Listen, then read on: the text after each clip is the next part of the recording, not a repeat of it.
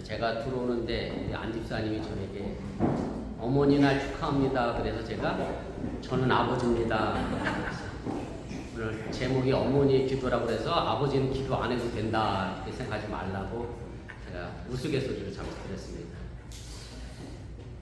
저희 부부가 거의 매일같이 걸으면서 운동을 하는데 지난주 어느 날은 너무 더워서 제가 런닝머신으로 대신 운동을 그렇게 하기로 결정을 했습니다. 제가 집안에서 런닝머신 하는 걸 굉장히 좋아하지 않습니다. 아주 굉장히 싫어합니다. 왜냐하면 공간에 갇혀서 똑같은 앞만 보고 걷는 게 너무 지루하고 그래서 제가 런닝머신을 거의 안 하는데 너무 뜨거운 날은 어쩔 수 없이 집안에서 런닝머신을 하게 됩니다. 그래서 그 지루함을 달래기 위해서 제가 그리스 로마 신화에 대해서 설명하는 텔레비전 예능 프로그램이 하나 있어서 그것을 보게 됐습니다. 그 시작이 이렇게 돼요. 왜 그리스 로마 신화가 중요하냐라는 질문이었고 그 질문에 대한 답을 이렇게 얘기하더라고요. 어떤 어렵고 중요한 판단하는 기준을 마련해주는 근거가 그리스 로마 신화다라고 하면서 황당무계한 이야기들이 그리스 로마 신화에 많이 있지만 그런 철학적인 문제를 해결해주는 그런 기준이 된다라고 이야기를 합니다. 그러면서 아나운서에게 이런 질문을 해요. 부모와 자녀가 동시에 물에 빠졌을 때에 누구를 구하시게 되냐라고 이제 대답을 합니다. 그랬더니 아나운서가 자녀가 있는 사람이기 때문에 망설이지 않고 내가 먼저 자녀를 구하겠다 이렇게 대답을 했습니다. 우리 뉴스 잘 들어야 돼요. 여러분하고 할머니 빠지면 할머니 안 구하고 여러분 구하야 되니까 뉴스가 엄마에 대한 사랑을 좀 알아야 돼요. 근데 사실은 제가 그 대답을 들으면서 이런 생각을 했어요. 만약에 제가 현규가 물에 빠졌고 저희 엄마가 물에 빠졌어요. 그러면 아들을 구하고 엄마는 물속에서 돌아가시겠죠. 그러면 부모 마음은 또 그럴 것 같아. 내 아들이 자기 아들을 잃어서 마음 아파하는 것보다 누가 차라리 그 아들, 그 손주 구하고 내 아들이 마음 편히 사는 걸 원하는 게 바로 우리 부모님의 사랑이고 모습이 아닌가. 그래서 부모님이 충분히 손주 먼저 구하는 걸 용서하고 이해하실 것이다 라는 생각을 제가 하게 됐습니다. 우리가 흔히 하는 말 가운데 부모의 사랑은 내리사랑이라 그렇게 말합니다. 이 말은 부모가 자녀를 사랑하는 마음이 자녀가 부모를 생각하는 마음보다 더 크다는 것을 설명할 때 사용하고요. 물론 저 자신도 결혼해서 아이를 낳고 키워보니 이 내리사랑이 분명 맞고요. 또 한편은 이 내리사랑이 하나님이 인류를 지켜가는 귀한 사랑의 마음이 아닌가 그런 생각을 해보게 됐습니다. 이런 내리사랑이 항상 우리의 삶과 마음 속에 나도 모르게 자리 잡고 있다 보니 부모님에게 올라가는 치사랑이라고 표현하는데 치사랑을 제대로 하지 못하고 있는 것이 바로 우리의 삶의 모습입니다. 그래서 부모님의 마음을 헤아리기보다는 항상 내 마음이 먼저 우선이 되다 보니 부모님에게 상처를 주게 되는 경우가 있는데 그럼에도 불구하고 그것을 미처 인지하지 못하고 사는 것이 지금 우리의 삶의 모습이라고 생각이 됩니다. 분명한 것은 부모님들도 자녀들의 말에 의해 상처를 받는다라고 하는 사실이고 우리 유스도 그래서 우리 부모님에게 말을 잘 할 수 있기를 부탁을 드립니다. 요즘은 시대가 좋아져서 먼 나라에 있어서도 돈 들이지 않고 얼굴을 보고 전화하는 그런 시대가 됐습니다. 그래서 예전에 얼굴 보지 않고 통화하던 시대와는 다르게 화면이 보여지니까 어찌 보면 더 정성스럽게 친밀감을 가지고 전화를 받을 수도 있는데 때로는 얼굴을 보여줌으로 해서 반대로 짜증나는 모습도 그대로 전하게 되는 경우가 종종 있게 됩니다. 여러분들은 안 그렇고 저희 집만 그렇습니다. 저희 장모님이 시도 때도 없이 전화를 하십니다. 시차를 잘 모르시니까. 그럼 저희 자주 전화하세요. 굉장히 자주 전화하세요. 그럼 저희 집사람은 제 시간에 전화 오면 뭐라고 받을까요? 얼굴 이렇게 되고 어떻게 하겠어요? 어머니 안녕하세요. 왜 또 전화했냐고? 여러분 똑같을 것 같아. 내가 왜 또 전화하냐고 바빠 죽겠는데 전화한다고? 친정엄마한테 왜 그런지 모르겠어요. 시어머니한테는 안 그러시면서. 아무튼 이것이 우리의 삶의 모습이면서 그런 경우에 또 우리 부모님이 상처가 된다는 것도 우리가 좀 알아야 하는데 그것이 참 쉽지 않은 것을 또 알게 됩니다. 아무튼 사랑하는 사이일수록 더욱 정성스럽게 예의를 갖추어 친밀하게 전화를 하고 받는 것이 사랑의 법칙임을 여러분들이 기억하시길 바랍니다. 한 설문조사에서 선인 남녀 500명을 대상으로 일주일 동안 부모님과 통화하는 시간을 조사하는 내용을 제가 보게 됐습니다. 여러분들 다 해보셔서 알겠지만 가장 길게 통화하는 사람은 누구 계세요? 저도 우리 집사람과 연애할 때 하루 12번도 더 한 것 같아요. 우리 장인어른이 전화 받으면서, 그때는 핸드폰 있던 시절이 아닙니까? 전화를 바꿔도 되잖아. 야, 또 왔다.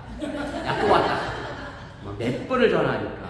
그래서 애인하고 통화를 몇 분 하냐면 140분 통화하고요. 친구와는 97분. 그럼 부모님과는 몇 분? 아니야? 6분은 넘어 최소한? 6분이 넘으시면 감사합니다. 애인과 통화에 20분의 1도 안 되는 시간을 부모님과 통화를 한다라고 하고요.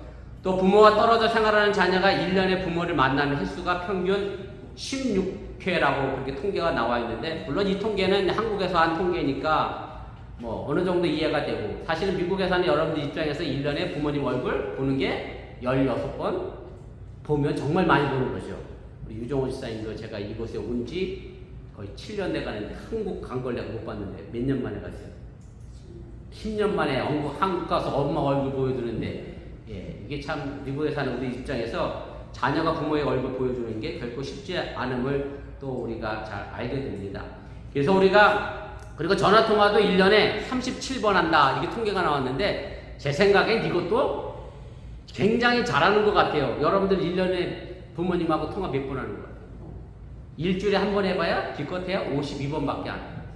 37번도 여러분들이 부모님과 통화하지 않는 것을 우리가 보면 정말 우리가 부모님을 어떻게 생각하고 있는지 그 답이 금방 나오게 된다라고 하는 얘기입니다. 제가 이런 말씀을 드리니까 우리 자식은 내게 얼마나 전화를 하는지 그렇게 생각을 해보지 마시고, 나는 한국에 계신 부모님께 얼마나 전화를 드리는지를 먼저 생각해 볼 수 있기를 주님의 이름으로 부탁을 드립니다. 이처럼 부모와 자녀가 대화를 자주 나누지 못하다 보니 어떻게 대화하는지 그 내용과 방식을 모르는 부모가 참으로 많고요. 그러다 보니 그저 6분 통화밖에 안 되는 이유가 뭐냐면, 잘 있었어? 잘 있었어요? 밥 먹었어요? 밥 먹었어요? 그리고 더 이상 할 말이 없으니까 안녕히 계세요? 끊으니까 6분 정도의 통화밖에 되지 않는다는 사실을 우리가 기억할 필요가 있습니다. 50대 이상 부모님들이 평소에 자녀들과 대화하면서 가장 크게 상처받는 말이 무엇인지를 설문조사를 했습니다. 물론 나와는 상황이 안 맞을 수도 있고 여러분들과도 안 맞을 수도 있지만 보편적인 이야기니까, 우리 장로님이 지난주에 하셨던 것처럼 사랑의 하나님 아버지가 우리 장로님에게 이해가 안 된다고, 우리 아버지는 전혀 사랑이 없던 분이다, 보편적인 이야기입니다. 보편적인 나랑 상관이 없다 생각하지 마시고 보편적으로 여러분들이 부모님을 생각해 보면서 좀 들어주시면 좋겠습니다. 첫 번째가 뭐냐면, 아빠 엄마하고는 말이 안 통해, 이겁니다. 불통의 대상으로 부모를 몰아가는 것이고, 제가 오늘 김지현 집사님한테 이 상황이 잘 이해가 되시죠? 그랬더니 잘 이해가 된대요. 우리 임명훈 집사님도 잘 이해가 되시죠? 예. 사춘기를 보내고 있는 자녀들과는 정말 대화가 안 됩니다. 힘듭니다. 굉장히 어렵습니다. 그런데 그것 때문에 부모가 상처를 받습니다. 뉴스가 부모의 마음 잘 헤아려 줄 수 있기를 바랍니다. 두 번째는 이겁니다. 아니, 몇 번을 가르쳐 드렸는데 여전히 모르시냐고 자꾸 자녀가 물을 때가 있습니다. 이거 쉽게 말씀드리면 셀폰을 이용하는 방법도 마찬가지고, 참 저도 나이가 들어가니까 자꾸 기억을 못해서 또 더듬고 합니다. 지난주에 제 차가 메인테니스라고 자꾸 떠요. 그래서 리셋을 하고 싶은데 그 리셋을 하는 방법을 유튜브로 찾았어요. 그래 했는데 리셋이 안 됐어. 그래서 다시 했어. 그때 우리 집사람이 짜증이 난대. 왜냐하면 젊을 때는 한 번에 딱 하고 딱 하더니 나이가 들더니 리셋도 여러 번 하고 말이야. 뭘 한 번에 제대로 하는 경우가 없대. 그래서 50 이상 넘어가면 한 번에 제대로 하는 경우가 없습니다. 그러니까 여러분들이, 우리 유스 자녀들이 우리 부모님을 잘 그렇게 이해해주면 좋겠습니다. 그 다음에 세 번째로 하는 얘기가 한국에 있을 것 같아요. 여러분들하고는 상관이 없을 수도 있습니다만 제가 너무 바빠서 찾아뵙지 못하겠습니다. 이 말이 부모님에게 상처가 된다는 그런 말로 통계가 나왔습니다. 그렇다고 하면 반대로 부모가 자녀에게 듣고 싶은 말은 뭘까? 라고 했는데 세 가지로 정리가 됩니다. 첫째는 부모님 잘 키워주셔서 고맙습니다. 이 말을 듣는 것이 자녀가 용돈을 주거나 함께 식사하는 것보다 더 좋다고 그렇게 부모님들이 대답을 했습니다. 두 번째는 이제 제 걱정은 그만두시고 부모님을 위해 사세요. 그래서 부모님을 배려하고 높이는 마음을 부모들이 좋다고 대답을 했고, 우리 딸내미가 메릴랜드에서 어머니 날이라고 왔잖아요. 우리 집사람이 딸내미한테 전화를 걸었어요. 뭐 먹고 싶어? 그랬더니 혼자 뭐 고기를 구워 먹겠어요? 뭐 숯불을 펴가면? 그러니까 뭐 삼겹살도 먹고 싶고 갈비도 먹고 싶고 그래갖고, 우리 집사람 손 크잖아요. 우리 집은 먹는 거 양으로 승부하는 집안이에요. 맛보다는. 이렇게 사진을 찍어 올렸어. 갈비 양념 잔뜩 하고 통갈비 샀고 통삼겹살 산 거 사진을 올렸더니 우리 아들이 거기다 이렇게 써놨어. 우린 지금 어머니 날이라 집에 가는 거다. 엄마가 우리를 위하여 준비하는 날이 아니다. 이런 뜻으로 올린 거야. 근데 엄마는 어쨌든 딸이 온다고 기쁜 마음으로 준비했을 거고, 또 현규는 엄마 고생하는 마음으로 아마 그렇게 썼을 거고, 전혀 그 말이 기분 나쁘지 않고 좋게 들렸던 기억을 제가 하게 됩니다. 세 번째는 오래오래 건강하게 사세요. 부모님의 건강을 챙기는 말이 부모님에게 행복을 준다고 하는 사실을 여러분들이 기억하시길 바랍니다. 오늘 우리가 읽은 본문에서 하나님은 우리를 향하여 부모님을 기쁘게 하라 그렇게 말씀을 했습니다. 잠언은 구약의 지혜서라고 이야기합니다. 그래서 잠언서의 내용을 1장부터 마지막 장까지 쭉 읽어보면 내가 인생을 어떻게 살아가느냐라고 하는 지혜를 우리에게 알려주고 있는 그런 내용들로 가득 차 있습니다. 그리고 특별히 오늘 본문은 자녀가 부모에게 어떻게 해야 할 것을 가르쳐주는 말씀입니다. 본문 22절은 소극적인 의미에서의 효도라고 하면, 본문 마지막 25절의 결론은 적극적인 의미에서 효도를 말하게 되는데, 이 두 구절 사이에 오늘 본문의 말씀이 샌드위치 형식으로 묶여있는 그런 구조가 오늘 본문의 말씀입니다. 그리고 부모님에 대한 효도의 핵심은 바로 본문 25절입니다. 우리 유스가 미안하지만 영어로 함께 읽어보겠습니다. 유스 시작.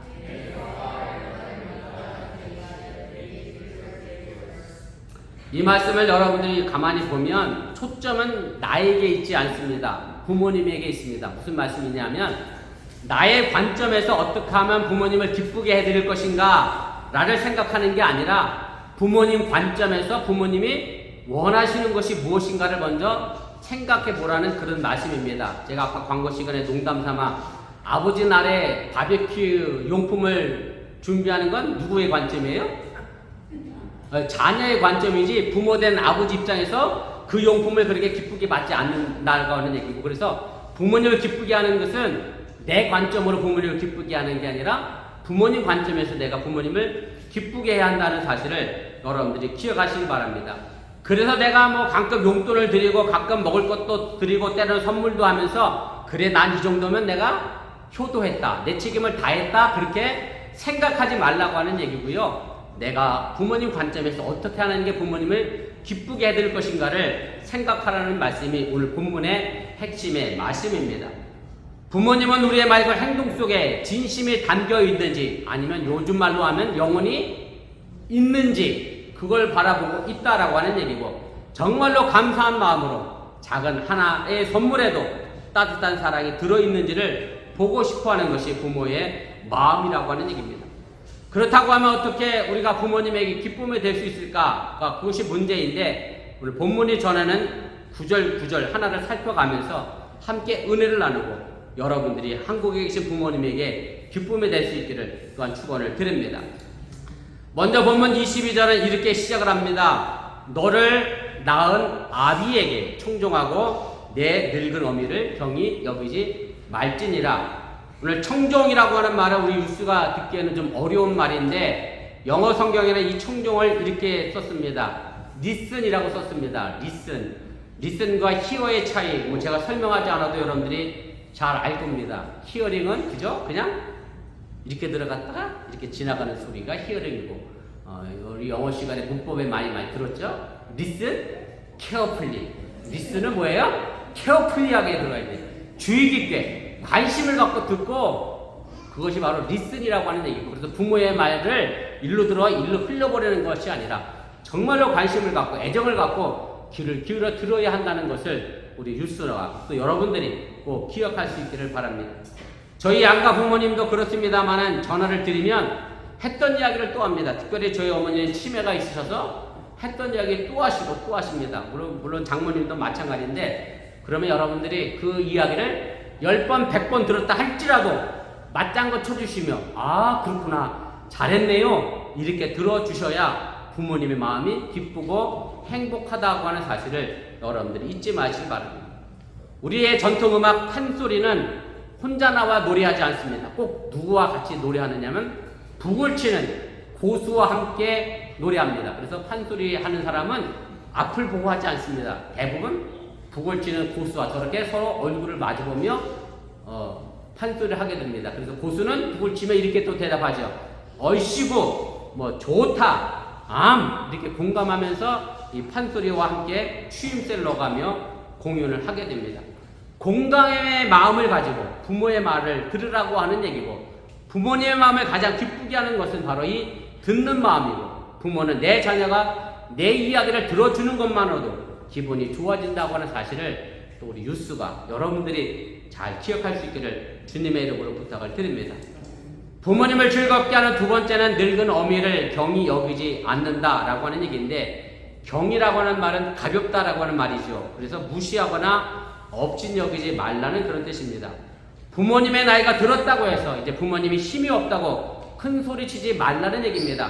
그리고 적극적으로는 부모님을 자랑스럽게 여기라고 하는 말이 이 단어 속에 들어있는 의미임을 여러분들이 기억하시길 바랍니다. 그러면 왜 우리가 부모님께 효도하고 부모님을 기쁘게 해드려야 하는지를 사실 이 구절을 통하여 우리가 알게 됩니다. 딱 두 단어가 나옵니다. 내 아비가 우리를 낳았습니다. 그리고 내 어머니는 키우다 보니 나이가 들어 늙었습니다. 이 두 단어가 그 의미를 함축하고 있는데, 다시 말씀드리면 부모는 자식을 낳고 기르며 늙어가기 때문에 우리가 부모님에게 순종하고 공경해야 한다는 사실을 여러분들이 믿으시기를 바랍니다. 그런데 부모님에게 효도라고 하는 구절 속에 조금 이해가 안 되는 구절이 이어서 등장합니다. 23절에 있는 말씀인데 이렇게 되어 있습니다. 우리 유스가 영어로 읽겠습니다. 시작.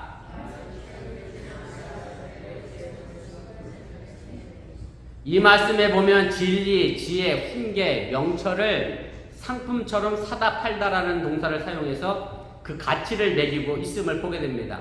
진리를 사고 진리를 다시 팔지 말라고 하는 얘기는 진리가 가장 중요한 가치가 있기 때문에 다시 팔지 말라고 하는 것으로 이야기하면서 진리가 가장 세상에서 소중한 것임을 알려주는 그런 표현입니다. 그리고 이 진리와 더불어서 지혜와 훈계와 명철도 일단 샀으면 다시 팔지 말라고 오늘 잠언서의 저자는 우리에게 가르쳐주고 있습니다. 그럼 왜 여기 뜬금없이 진리와 지혜와 훈계와 명철이 등장하느냐라고 하는 겁니다. 바로 부모님께 효도하고 부모님을 공경하라고 하는 앞뒤 구절의 말씀을 연결해서 생각해 본다라고 하면, 여기서 말하는 진리와 지혜와 훈계와 명철은 결국 부모님이 내게 알려주시는 지혜의 교육의 말씀임을 여러분들이 기억하시고, 부모님이 내게 주신 그 말씀을 소중한 재산으로 알고 잊어버리지 말고 결국 버리지 말라고 하는 것이 오늘 23절에 담겨져 있는 그런 말씀의 내용임을 여러분들이 잊지 마시길 바랍니다. 제가 이렇게 말씀을 드리면 우리 부모님은 내게 진리도 지혜도 명철도 교훈도 하나도 안 물려주고 우리 장로님처럼 야단만 치고 매만 때렸는데 아유 나는 버릴 게 너무 많다 이렇게 생각하시지 마시고, 반대로 우리 부모님은 내게 그랬으니 나는 내 자녀에게 진리와 지혜와 명철과 교훈을 잘 물려줘야 되겠다 이렇게 깨닫게 되면 이것도 우리에게 귀한 교훈이 된다라고 하는 사실을 여러분들이 믿으시길 바랍니다. 부모님에게 최고의 기쁨은 결국은 내 자녀가 나를 부끄럽게 여기지 않고 자랑스러워할 때 부모님분들은 기쁨과 행복을 느끼게 된다는 얘기입니다. 사실 자녀들은 어릴 때 부모의 손을 잡는 것을 굉장히 좋아합니다. 우리 딸 위어 제 손 안 놓치려고 얼마나 아빠 쫓아다녔는데, 아빠 최고 그럼 쫓아다녔는데 갑자기 서윤이 정도 나이가 되니까 아빠의 손은 고사하고 아빠가 옆에만 가도 어떻게 될까요? 질색을 하죠. 뽀뽀 한번 해달라 그러면 세상 뽀뽀 한번 안 해줍니다. 사춘기가 되면 다 그렇습니다. 그러면 조금 지나면 우리 아빠는 구닥다리고 뭐 말도 안 통하고 대화하기가 싫고 정말 짜증난다. 노골적으로 부모님에게 반항하고 심지어 무시하기도 하면서 부모의 존재 자체를 부끄럽게 생각할 때가 있다라고 하는 얘기입니다. 사실 자녀의 이런 모습은 부모에게 아픔과 상처가 된다는 사실입니다. 그래도 요즘은 그런 게 없습니다만은 우리 시대 때는 그랬어요. 나 때는 어떤 일들이 있었면 학교에 가면 가정 설문조사를 했어요. 그래서 이렇게 했어요. 집에 텔레비전 있는 사람 안 믿어지죠? 아이, 진짜 그랬다니까. 집에 냉장고 있는 사람 이렇게 손 들고 진짜라니까요. 장지사님은 알 건데, 장모사님, 그죠? 우리 그랬어요. 요즘은 젊은이도 모르겠지만. 그러고 나서 또 아버지 직업란을 항상 이렇게 썼어. 아버지 직업란. 우리 집사람이 아버지 직업란에다 뭐라고 썼을까? 우리 집사람 아버지 장인어른 직업 아시잖아요. 교회에서 일하시는 사찰이었잖아요, 사찰. 근데 교회에서 살았어. 우리 집사람이 사춘기 시절에 아버지를 사찰이라는 직업을 못 써갖고서 아버지를 목사라고 썼대. 지금이야 그 아버지가 부끄러웠거든. 교회 청소하는 사람이 자기 아버지였습니다. 사춘기 시절은 그랬다가 지금 철들어서 아버지의 소중함을 잘 압니다만은 사실 우리가 부모님께 대하여 부모님을 부끄럽게 생각하면 부모님에게 가장 큰 상처가 된다는 것을 우리가 기억하시면 좋겠습니다. 제가 미리 말씀을 드리면 6월 첫째 주일에 우리 형정이가 6월 6일 날 메릴랜드에서 이제 인턴을 끝을 냅니다. 그래서 이사를 해야 돼서 제가 이삿짐을 옮겨주러 가야 되는데, 그래서 제가 주일날 밤 비행기로 가는 것을 비행기표를 샀어요. 그래서 제가 6월 첫째 주에 좀 다녀오려고 그렇게 예정 중에 있습니다. 그랬더니 우리 형경이가 담임 목사님에게 아버지가 6월 밤에 와서 저를 이제 이사시키러 간다고 했더니까 선배 목사님입니다. 7일학번입니다. 저는 87학번이고 하늘같은 선배님이 비행기 시간 받고 제가 할 수 없이 페널티 내고 비행기 시간을 바꿨습니다. 그리고 내가 형경이 있는 동안 설교 꼭 한번 부탁하려고 했는데 떠날 때나 돼서 설교 부탁해서 미안하다고 그러면서 설교를 꼭 해주고 가라고 그렇게 말씀을 하셔서 제가 그럼 하겠습니다. 그렇게 말씀을 드리고 제가 설교를 뭘 할까 아직도 고민 중에 있습니다. 형경이가 어제도 그래요. 아빠가 무슨 설교를 할지 굉장히 궁금하대. 아빠 설교가 너무 잘한대. 자랑스럽게 생각해서 고맙습니다. 그랬더니 우리 형규는 또 이래. 아빠 설교는 말이야 동서남북을 바라가 제일 멋있었대. 그건 뭐 어느 교회 갔을 때 있고 어디 갔을 때 했는데 그걸 또 하래.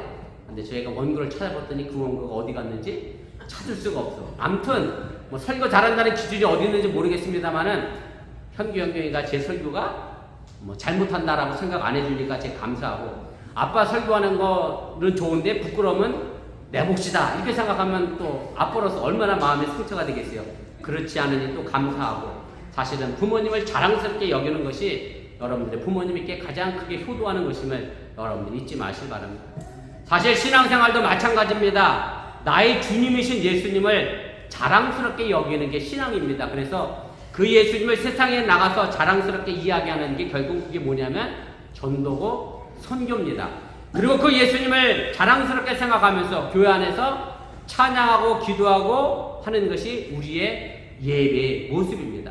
예배는 별게 아닙니다. 하나님이 내 아버지 되시고 예수님이 내 주님이 되신 것을 자랑스러워하는 것이 바로 예배라고 하는 사실을 여러분들이 믿으시길 바랍니다. 복받은 교회들에는 공통점이 있습니다. 성도들이 자신의 교회를 자랑합니다. 자신이 교회의 목회자, 목사를 소중히 여깁니다. 함께 예배드릴 성도들에 대한 긍주와 자부심 있는 교회가 복받은 교회입니다. 바로 그렇게 함께 신앙생활하는 교회가 아름다운 교회라고 하는 얘기입니다.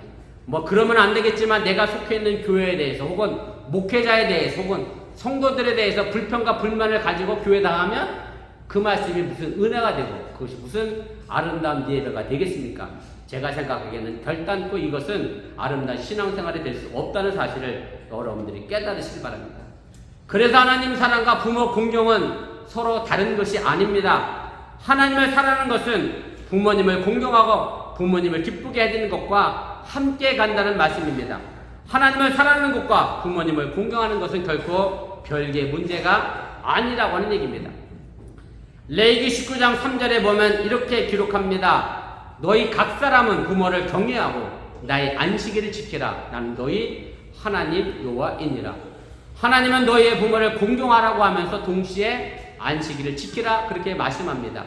하나님 앞에 나와서 하나님을 예배하는 것과 부모님을 공경하는 것이 함께 한다는 그런 뜻입니다. 다시 말씀드리면 부모를 공경할 줄 모르면서 내가 하나님을 사랑한다라고 예비하는 것 자체가 거짓말일 수 있다라고 하는 얘기입니다.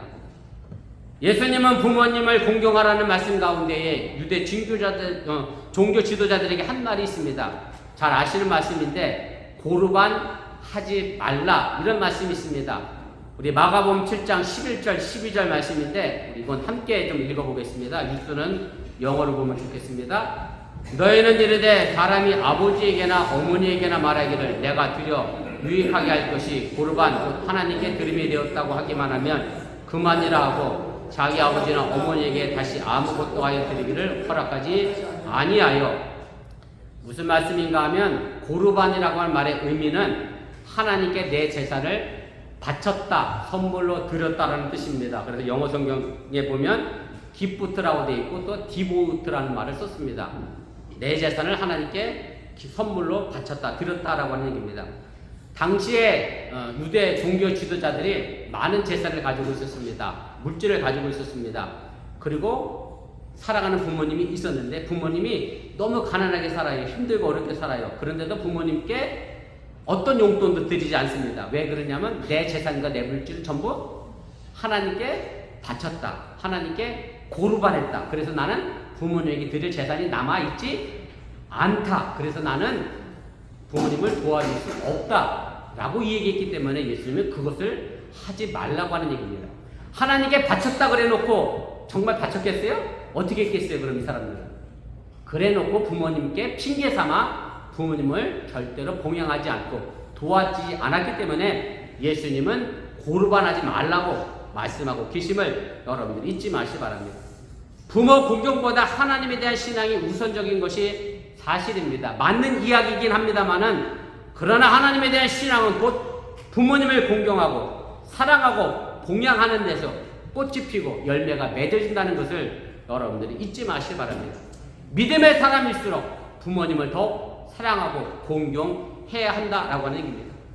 보통 사람들은 어릴 때 부모님을 사랑하고 자랑하다가 어느 날부터 부모님을 평가하기를 시작합니다. 한 걸음 더 나가면 부모님을 비난할 때도 있습니다. 그리고 인생이 거의 끝나갈 쯤 돼서야 소수의 사람들만 내가 왜 부모님께 그렇게 비난하고 평가했을까라고 회개하고 돌아오게 됩니다. 하나님은 우리에게 그 길을 가지 말라고 말씀합니다. 우리의 부모님이 완벽한 분은 아닙니다. 여러분들도 완벽하지 않습니다. 그러다 보니 인격적으로 문제가 있고 결함이 있을 수도 있습니다. 그럼에도 불구하고 부모님을 사랑해야 합니다. 부모님을 공경해야 하고 평생 감사한 마음을 가지고 부모님을 돌봐야 하는 것이 우리가 해야 될 일이라고 하는 얘기입니다.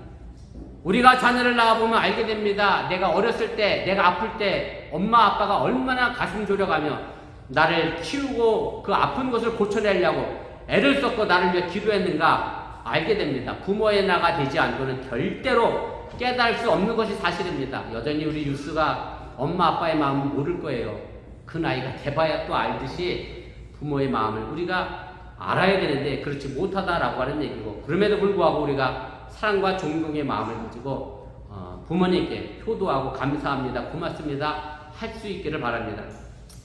우리말에 그런 말이 있습니다. 유스가 모를 수도 있는 말인데 한 부모가 10자녀를 키운다 그렇게 얘기합니다. 한 부모는 10자녀를 키워요. 굶기지 않고 잘 키웁니다. 그런데 10자녀는 절대 한 부모를 모시지 못합니다. 남 얘기가 아니고 바로 제 얘기입니다. 저희가 3남매인데 저는 미국에 와 있고 동생은 학교 선생님이고 재수씨도 학교 선생님이고 누나 매옹복회하고 누나도 일 다니고, 그러니까 치매에 걸리신 어머니를 모실 수 있는 집이 없는 거예요. 그나마 미국에라도 오시면 좋겠는데 여기 오실 수도 없는 형편이에요. 그러니 어떻게 하겠어요? 3남매가 부모 하나 못 모셔서 어머니가 요양으로 계세요. 지난주 전화했더니 죄송합니다. 겨울 세탁을 입고 계셔. 날이 이렇게 더운데 옷이 없대. 진짜 없는지 치매가 걸려서 기억을 못 하시는지 조음이 다 쓸어서 옷이 없다고 그래요. 그래서 제가 누나한테 엄마가 옷이 없다 그러네, 여름을 좀 요양원에 좀 넣어드리면 좋겠다고 했는데 결국 그런 것 같아요.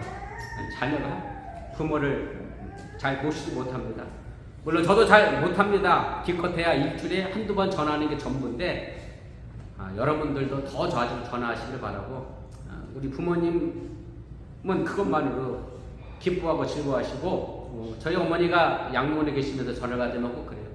너희들이 잘 사는 것만으로도 나는 좋다, 잘 살아서 고맙다, 그렇게 말씀하시는데, 여러분이 미국 땅에서 잘 사셔서 한국에 계신 부모님에게 기쁨이 되는 그런 믿음의 자녀들 될 수 있기를 바라고, 또 부모된 자로서 내 자녀를 나를 잘 그렇게 공경하고 사랑할 수 있도록 키울 수 있기를 바랍니다. 내가 부모님께 효도 안 하는데 내 자녀가 내게 효도하겠어요? 절대 그런 생각 마시고 부모님의 사랑과 마음을 담아 이미 어버이날은 지났지만 공경의 마음을 가지고 살아갈 수 있는 그런 복된 가정을 만들어갈 수 있기를 주님의 이름으로 간절히 축원을 드립니다.